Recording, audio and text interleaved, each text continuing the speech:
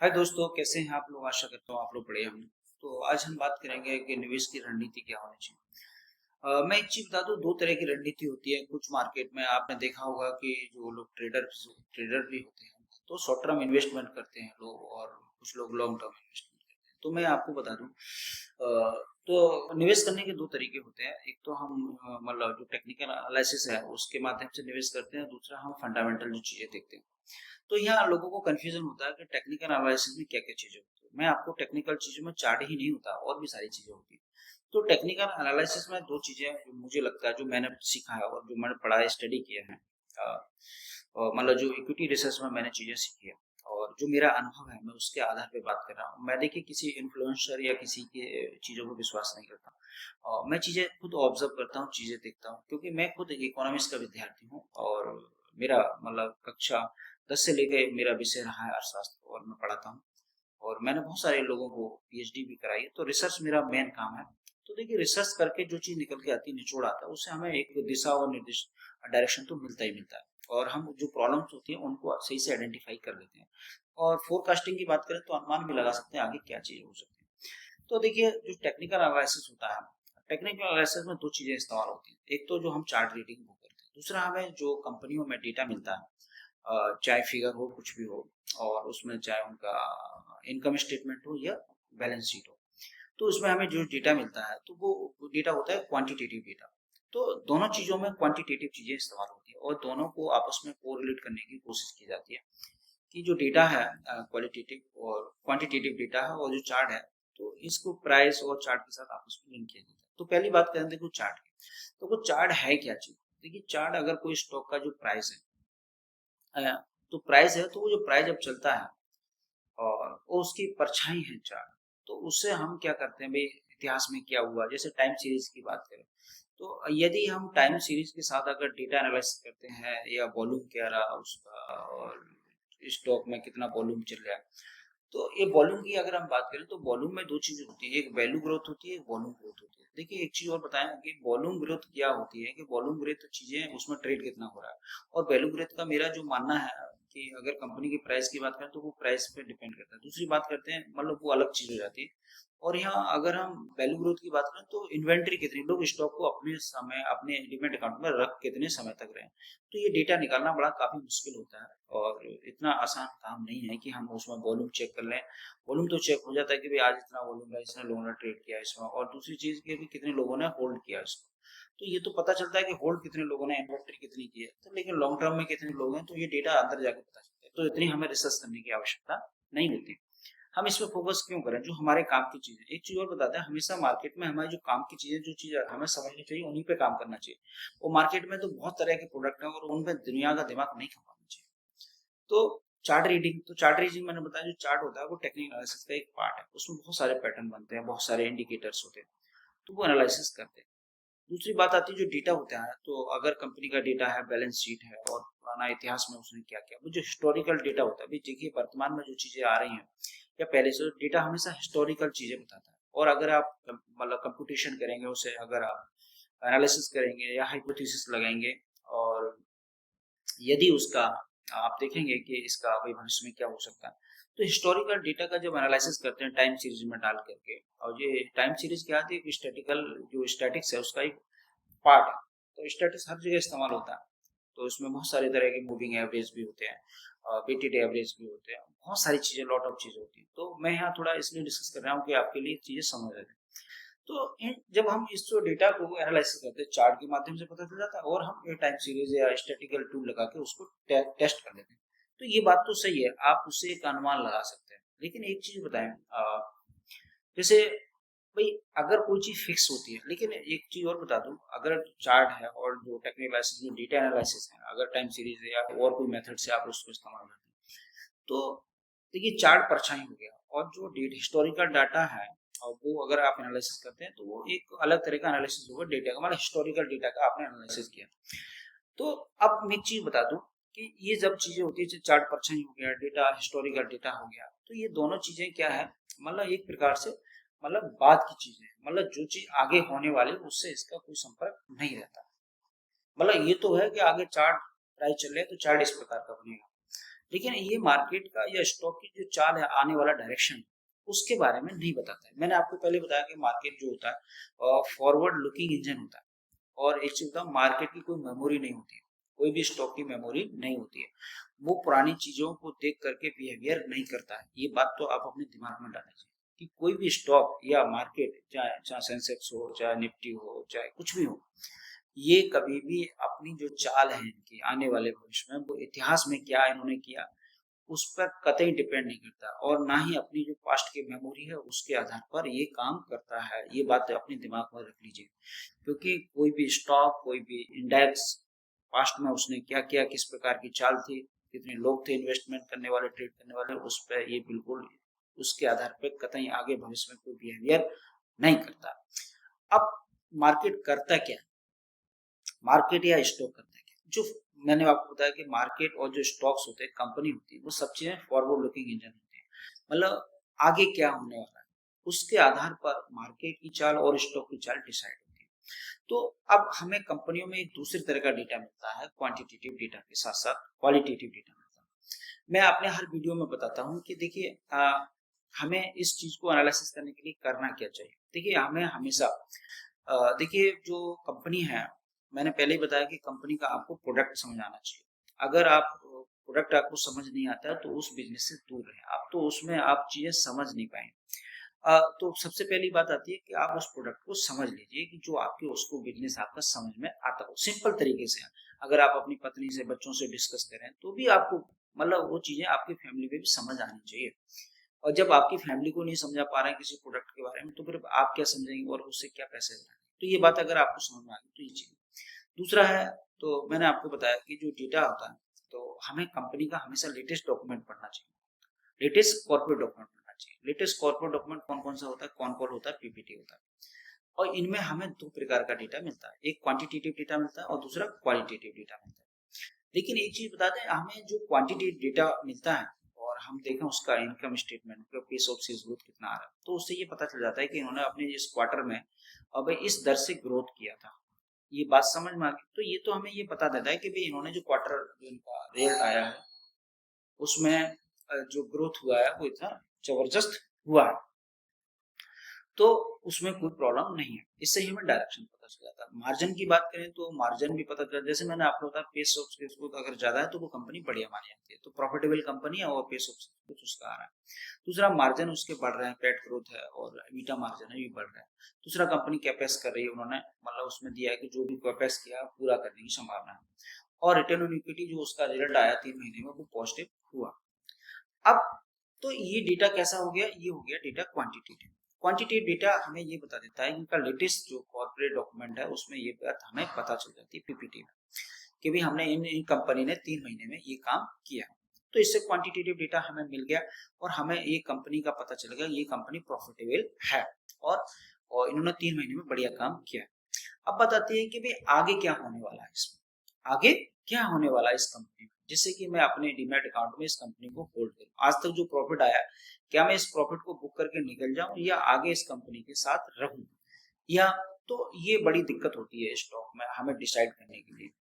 तो अब देखिए मान चलो कोई स्टॉक है, हम कोई कहता है कि मैंने 4 साल के लिए मैं लॉन्ग टर्म इन्वेस्टर। तो लॉन्ग टर्म इन्वेस्टर का मतलब ये नहीं होता कि आपने कोई अपना स्टॉक खरीद लिया 3 महीने का रिजल्ट देख के या उसका ये चीजें देख करके, तो आप उस स्टॉक के साथ 3 साल रहेंगे। 3 साल तक उस कंपनी में क्या होगा क्या नहीं होगा आपको तो पता नहीं है, और ना ही चार्ट बताने वाला है। तो हमें यही तो मैं चीजें बताने वाला हूँ। तो आपने 3 महीने का उसका क्वार्टर का रिजल्ट देख लिया और आपको लगा कि भी कंपनी बढ़िया प्रॉफिटेबल कंपनी है, कोई इसमें दिक्कत नहीं है। अब बात आती है कि हम इस कंपनी को आगे कैसे होल्ड करें, अपने डीमैट अकाउंट में रखें या बेचें, क्या करें। तो देखिए सबसे मेन गेम जो होता है यहीं पर होता है। तो यहाँ से फिर आपकी एक्टिव इन्वेस्टिंग जो रणनीति होती है वो शुरू हो जाती है। तो मैंने आपको बताया आपने क्वांटिटेटिव मतलब क्वांटिटेटिव डेटा आपने एनालिसिस कर दिया, मैंने आपको बताया। तो चार्ट को मैंने एक साइड में रख दिया और जो डेटा आया उसका जो पीपीटी में मिला आपको, उससे हमें क्वार्टर की जानकारी मिल गई। और सीजीआर भी, जो सीएजीआर होता है उसको देखने से कोई फायदा नहीं होता क्योंकि 5 साल की ग्रोथ बताता है। तो 5 साल पहले क्या हुआ उससे कोई पता नहीं चलता। लेकिन जो हाँ लेटेस्ट जो कॉर्पोरेट डॉक्यूमेंट होता है उसमें जो 3 महीने की जो उसकी ग्रोथ होती है और जो मार्जिन्स होते हैं, उसका जो कैपेक्स होता है, जो उसका रिटर्न ऑन इक्विटी होता है, उससे ये पता चलता है कंपनी प्रॉफिटेबल है, बढ़िया। लेकिन हमें आगे हमें उस कंपनी के साथ रहना नहीं रहना ये कौन डिसाइड करना है, और इस पे मेन फोकस होना चाहिए हमारा। तो यहाँ से फिर आपकी एक्टिव इन्वेस्टिंग की जो रणनीति है वो शुरू होती है। यदि आप एक्टिव इन्वेस्टर नहीं है और इन्वेस्टमेंट करते हैं लॉन्ग टर्म के लिए, तो फिर आप सबसे इस मार्केट में या सफल होने वाले नहीं है। आगे चल के कहीं ना कहीं आप उस किसी समस्या में फंस जाएंगे, कोई स्टॉक में फंस जाएंगे, उसमें कोई दिक्कत हो सकती है। क्योंकि कोई भी कंपनी हमेशा फॉर एवर मतलब बढ़िया नहीं करती है, बीच बीच में अप एंड डाउन आते रहते हैं। तो तो यहाँ से आपकी जर्नी शुरू होती है। तो हमें करना क्या चाहिए? हमें फिर दूसरा जो कंपनी में डेटा मिलता है वो मिलता है हमें डेटा क्वालिटेटिव डेटा। और क्वालिटेटिव डेटा सब लोग जानते हैं, क्वालिटेटिव डेटा क्या होता है? जो शब्दों में चीजें कही जाती हैं उसको हम क्वालिटेटिव डेटा कहते हैं। अब क्वालिटेटिव डेटा मिलता है जो कॉन कॉल होता है, कंपनी जो लेटेस्ट डॉक्यूमेंट होता है उसका कॉन कॉल, उसकी ट्रांसक्रिप्ट अगर आप पढ़ेंगे तो उसमें मिल जाएगा। दूसरी चीज, अगर कोई स्टॉक आपके डीमेट अकाउंट में है तो अगर वो कंपनी आपको नोटिफिकेशन में भेजती है कि इस तारीख को वोटिंग होने वाली है या इस प्रकार की मीटिंग है, इसकी कॉन कॉल होने वाली है, तो आप उसको आपको लिंक भेजा जाता है। क्योंकि जब कोई स्टॉक आप खरीद लेते हैं तो उस कंपनी के आप शेयर होल्डर हो जाते हैं, मालिक हो जाते हैं। तो जो मैनेजमेंट होता है एज ए नौकर की हैसियत से आपको इंटीमेट करेगा कि भाई आप जो है भी हम जो कंपनी का रिजल्ट प्रस्तुत करने वाले हैं और उसमें आगे का जो हमारा फ्यूचर प्लान है वो क्या है, वो उसमें बताएंगे आपको। तो आप उसकी कंपनी की जो कॉन कॉल है लाइव भी सुन सकते हो और लाइव रिकॉर्डिंग भी रहती है। मैं आपको हर अपनी वीडियो में बताता हूँ कि आपको जो कॉर्पोरेट डॉक्यूमेंट है दोनों मिलते कहाँ हैं। जैसे आप कंपनी की वेबसाइट पे भी देख सकते हो और एनएससी बीएससी की साइट पे भी देख सकते हो। सबसे इजी गोइंग होता है कि गूगल में आप डालिए स्क्रीनर को टाइप करिए, स्क्रीनर जैसे डालेंगे तो वो खुल जाएगा, उसमें कंपनी का नाम पूछेगा और कंपनी जैसे डालेंगे आप तो उसमें आपका कंपनी खुल जाएगी। कंपनी जब जैसे खुलेगी तो राइट हैंड पे डॉक्यूमेंट्स आता है लिखा हुआ उसके ऊपर, तो उसको क्लिक करेंगे तो उसमें आपको राइट हैंड में पीपीटी और कॉन कॉल का ऑप्शन आता है जिसे आप देख सकते हैं, रिकॉर्डिंग भी देख सकते हैं। और बाकी प्रेस रिलीज भी बहुत महत्वपूर्ण होती है, क्योंकि बीच बीच में रोज या कोई प्रेस रिलीज आती है, कोई मैनेजमेंट अपनी कोई बात कहता है तो उसको भी देखना चाहिए। वो तो लेफ्ट हैंड में वो चीजें दिखाई देती है। मैं एक चीज और बता दूं, कभी भी आपको देखिए टर्न ऑन बिजनेस है तो उसके लिए आप क्या पढ़ सकते हैं, उसका जो बैलेंस शीट है वो भी पढ़ सकते हैं, उसका इनकम स्टेटमेंट पढ़ सकते हैं टर्न ऑन बिजनेस के लिए, और उसकी एनुअल रिपोर्ट भी पढ़ना चाहिए अगर टर्न ऑन बिजनेस है। टर्न ऑन बिजनेस पे मैं बाद में बात करूंगा। तो हम प्रॉफिटेबल बिजनेस की बात कर रहे हैं, तो अब प्रॉफिटेबल बिजनेस में हमें उसका एनुअल रिपोर्ट नहीं देखना चाहिए और बैलेंस शीट भी नहीं देखना चाहिए, और उसका इनकम स्टेटमेंट देखना चाहिए 3 महीने का, उसमें क्या क्या चाहिए। तो इनकम स्टेटमेंट 3 महीने का होता है, वो बहुत महत्वपूर्ण होता है। तो ये चीज हमने देख लिया, ये भी हमें क्वांटिटेटिव डेटा का बात करता है। तो क्वालिटेटिव डेटा की हम बात करें तो जब वो कॉन कॉल करते हैं तो मैनेजमेंट अपना रिजल्ट जो होता है उससे भी बताता है, उसमें डिस्क्राइब करता है उसको शब्दों में। जब वो शब्दों में उसको डिस्क्राइब करे तो ये आपको पता चल जाता है उसकी बातों से कॉन्फिडेंस है उसमें भाई, तो ये कॉन्फिडेंस उसका उसमें पता चल जाता है उसकी बातों से।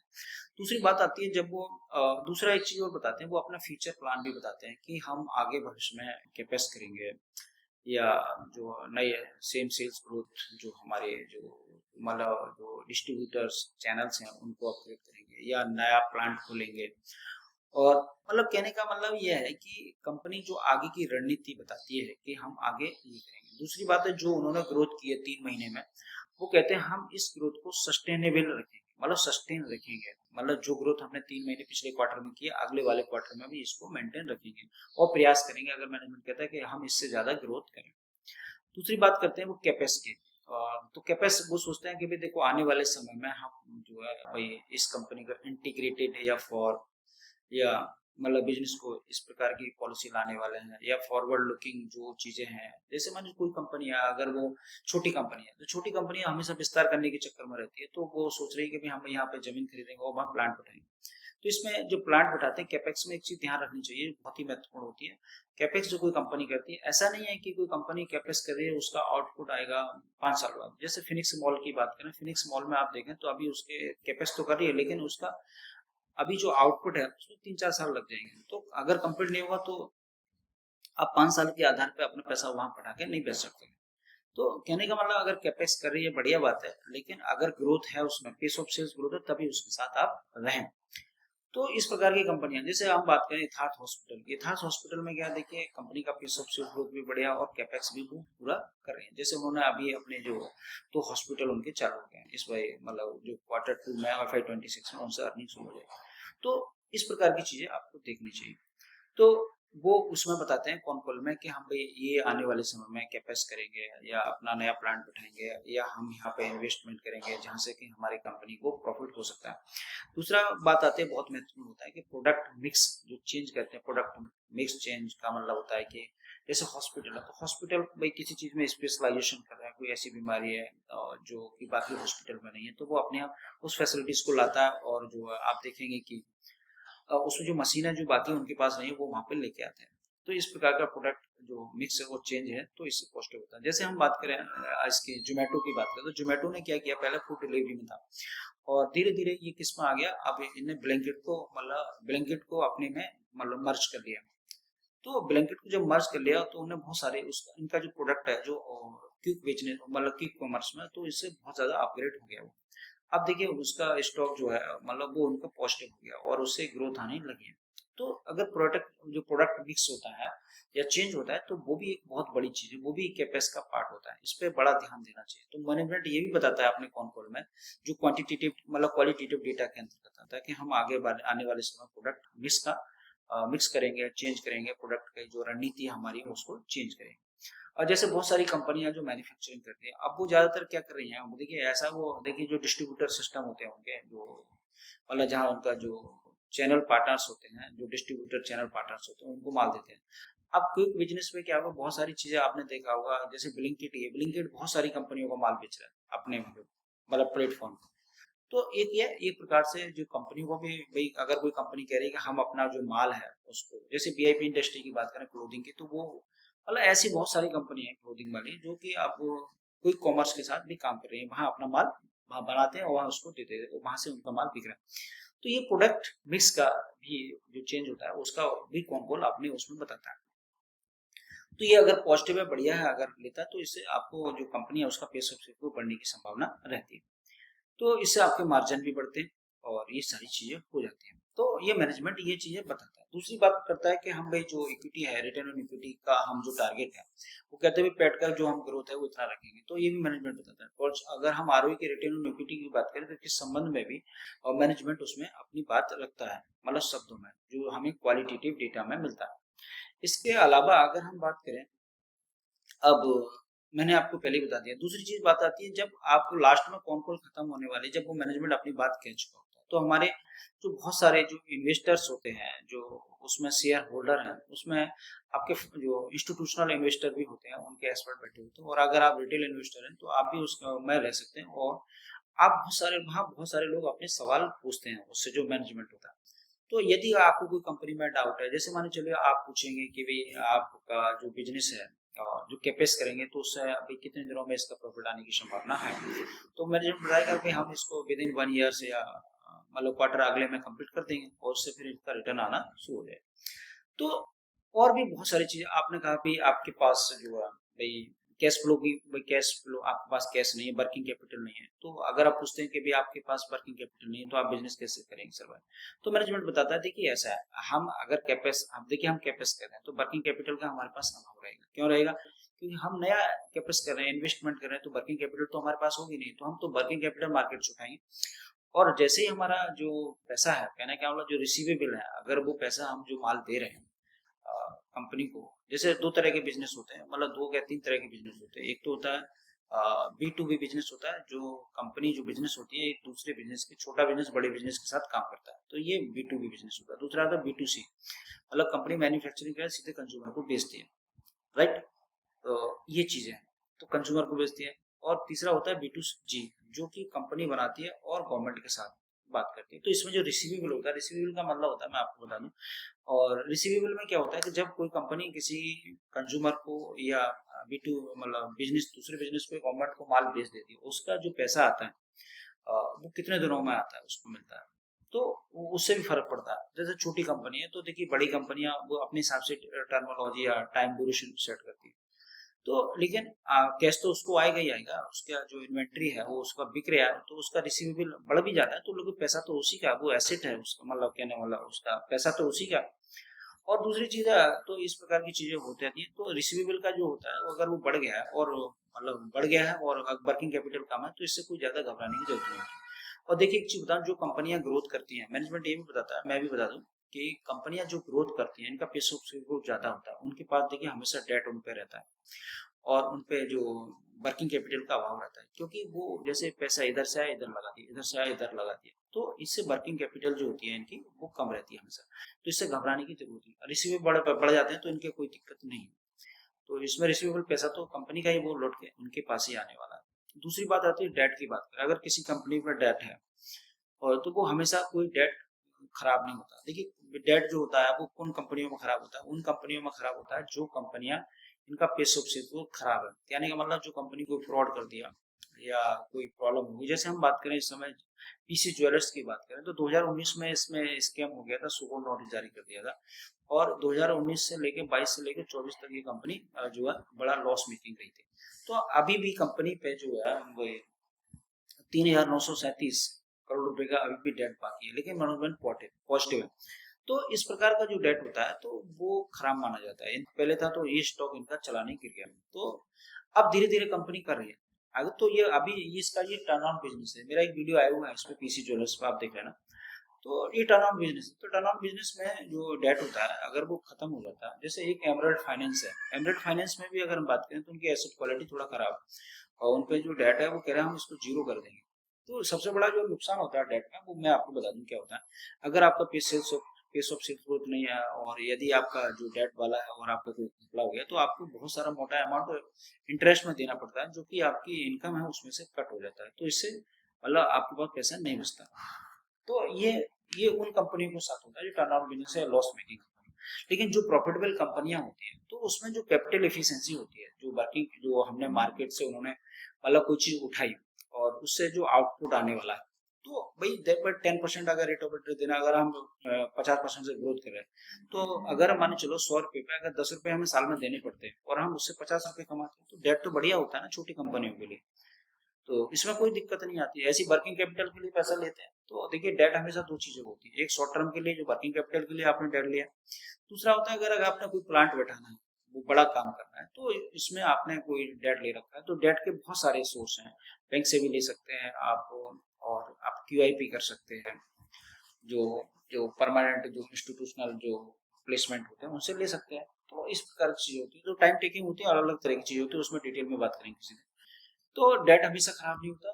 तो अगर कंपनी कैपेस कर रही है तो डेट होना स्वाभाविक है, वर्किंग कैपिटल की प्रॉब्लम भी होना स्वाभाविक है, लेकिन इससे कंपनी खराब नहीं होती। तो इस प्रकार के सवाल आप कंपनी से जो मैनेजमेंट है उससे पूछ सकते हैं, तो आपके सवालों का जवाब देंगे वो। और अगर आपका कोई डाउट है तो देखिए एक चीज बताया, एक चीज और बहुत महत्वपूर्ण होती है कि हम उन पर विश्वास कैसे करें।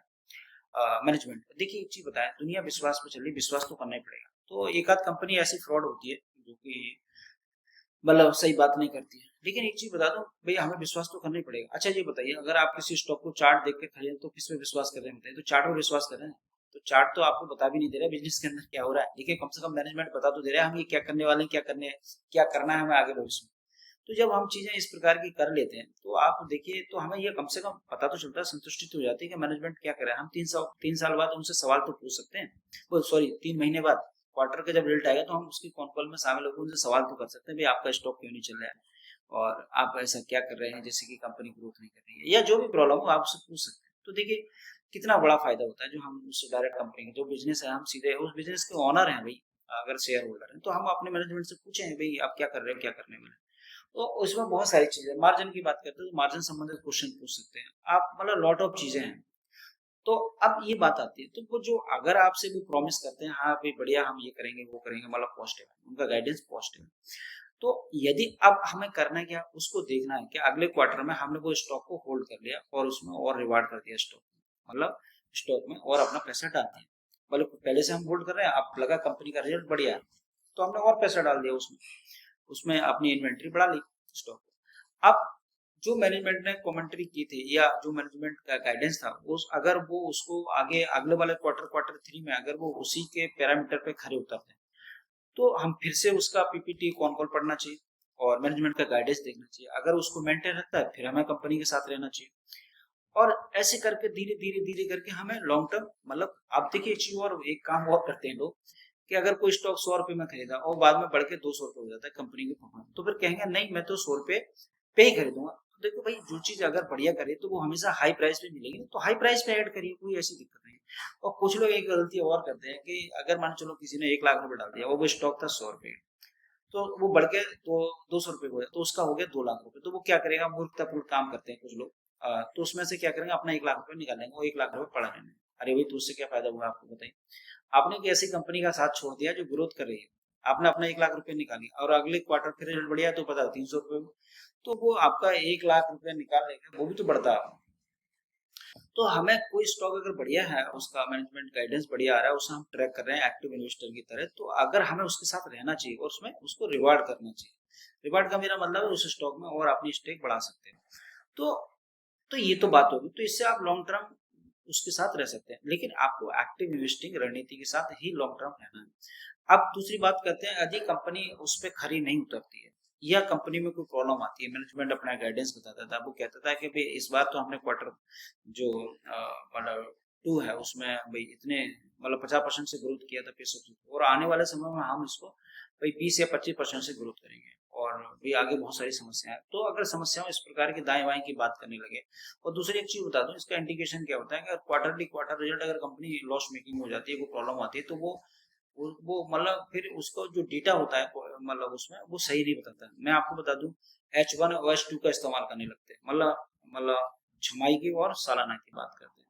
तो फिर ये समझ लीजिए, जैसे एक कंपनी थी, मैं आपको बता दूं, नाम मैं भूल गया, मैं उसका डेटा देख रहा था, सेलुलर गैजेट थी बात करें, तो सेलुलर गैजेट की अगर हम बात कर रहे थे, तो उसमें उन्होंने डेटा जो है मतलब नहीं डाला, तो वो कंपेरिजन दे रहे हैं FY25 एंड FY24, तो उससे कंफ्यूजन हो जाता है। उसमें ग्रोथ दिखाई है उन्होंने 106%, तो अब कैसे हम उसको तालमेल बिठाएंगे। तो सेलुलर गैजेट का मैं पढ़ रहा था कौन कौन, तो उसमें ये कंफ्यूजन पैदा हो गया। तो इस प्रकार की कंपनियां दूर रहे हैं, जो अगर 420 अपने डेटा में करने लगती है तो वहां पकड़ मार जाता है। तो उसमें सावधानी से पढ़ें और उसमें कभी फंस ना जाए। तो अगर मैनेजमेंट अगर उस बात को एग्जीक्यूट नहीं करता है, मतलब जो उन्होंने कहा उस वादे को पूरा नहीं करता है, तो आप ऐसे स्टॉक को, सेल बटन रहता है आपके पास, ऐसी पोजीशन को काट दीजिए तुरंत, क्योंकि आपने जो प्रॉफिट किया उससे प्रॉफिट बुक कर लीजिए, कोई दिक्कत नहीं। कोई बढ़िया कंपनी आपने छाटी है और जिसका पेस ऑफ बढ़िया है, जो इसका जो क्वालिटेटिव डेटा है वो बेटर है, तो आप उसके साथ रहिए। तो इस प्रकार से आप लंबे समय में क्या करेंगे, एक वेल्थ को बहुत बढ़िया से क्रिएशन करेंगे। अब बात आती है पोर्टफोलियो साइज की बात करें, तो देखिए मैं एक चीज बता दूं, अगर आप किसी एक स्टॉक में पैसा लगा देंगे या दो में लगा देंगे, तो आपके लॉस होने के चांसेस ज्यादा होते हैं और प्रॉफिट होने के भी चांस ज्यादा होते हैं। तो लेकिन कम से कम 20 स्टॉक अपने मतलब पोर्टफोलियो में रखिए, जिनका पेस ऑफ ग्रोथ ये सब बढ़िया होता है। उससे क्या होगा कि अगर मान चलो कोई स्टॉक नहीं चल रहा है, कोई बात नहीं, लेकिन कुछ स्टॉक तो चलेंगे, तो उससे आपको एक मोटा पैसा बन सकता है। लेकिन मैंने आपको फिर भी बताया कि एक वीडियो मैंने बनाया कि पेशेंस रखना पड़ेगा, आपको पेशेंस रखना पड़ेगा, धैर्य रखना पड़ेगा, अपनी आंखों को ट्रेंड करना पड़ेगा, और बिजनेस सही है तो बिजनेस के साथ हमेशा खड़े रहना चाहिए, और छोड़ के जब ही जाना चाहिए जब वो डूबने वाला हो या उसमें कोई प्रॉब्लम हो जाए, तब हम वैसे स्टॉक का साथ छोड़ देते हैं। और एक चीज और बताऊं, ये गलतियां और करते हैं हमारे जो इन्वेस्टर हैं, कि कोई कंपनी ने बहुत बढ़िया पैसा बना के दिया। जैसे मैं एक बात करता हूँ काइटेस गारमेंट्स की। काइटेस गारमेंट्स ने जो स्टॉक था 106 108 रुपए से 300 रुपए हुआ था, तो मतलब 3 गुना हो गया था। तो कुछ लोगों ने वो स्टॉक ले रखा है, तो अब वो सोच रहे हैं कि फिर से काइटेक्स मतलब फिर से 300 रुपए पे जाएगा। अरे भाई ये नहीं, मैंने आपको बताया मार्केट लुकिंग फॉरवर्ड होता है और पुरानी चीजों को नहीं दोहराता। जब तक कंपनी में पेस ऑफ सेल्स ग्रोथ नहीं आएगी तब तक वो स्टॉक ऊपर नहीं जाएगा। तो कोई कंपनी का पेस ऑफ सेल्स ग्रोथ चला है तो हमें ऐसा नहीं वो कंपनी खराब है, हमें उसका बिजनेस ट्रैक करते रहना चाहिए। जब भी उसमें पेस ऑफ सेल्स ग्रोथ आया जिस भी क्वार्टर में, तो हमें तुरंत उसको अपने पोर्टफोलियो में थोड़ी सी हिस्सेदारी के साथ उसमें शुरुआत कर देनी चाहिए। अब कोई स्टॉक मान चलो लिए बैठा है कि नहीं, तो मतलब मैं तो इसी के साथ रहूँ, तो हमें कोई स्टॉक से कोई मोहब्बत नहीं होनी चाहिए। क्यों नहीं होनी चाहिए? क्योंकि देखिए ऐसा है, हम तो बाहर बैठे हैं और बिजनेस में क्या चल रहा है हमें तो नहीं पता, हमें तो कौन कौन से पता चल रहा है बढ़िया नहीं है, तो फिर हम उसके साथ क्यों रहें भाई। हम तो वहां से अपना पैसा निकाल के बढ़िया स्टॉक में डालें, जिससे कि हमें और पैसा बन सकता है। तो ये कि स्टॉक से आप गुण रखें ना लगाओ रखें, क्योंकि देखिए स्टॉक किसी का सगा नहीं होता, कंपनी किसी की सगा नहीं है, ना मेरे रिश्तेदार, ना मेरे चाचा की, ना मेरे स्टूडेंट की वो कंपनी है। तो हम कंपनी के बाहर बैठे तो हम उसमें कौन होते हैं। जैसे एक स्टॉक और बता दूं मैं आपको, KRBL का नाम सुना हुआ। KRBL का स्टॉक जो बढ़िया कर रहा था, उसका इसी क्वार्टर 1 FY26 का रिजल्ट बढ़िया आया था, लेकिन बढ़िया करते करते उसके जो निदेशक महोदय हैं अनिल कुमार चौधरी साहब ने, उन्होंने इस्तीफा दे दिया कि कंपनी के अंदर जो कॉर्पोरेट गवर्नेंस इशू है।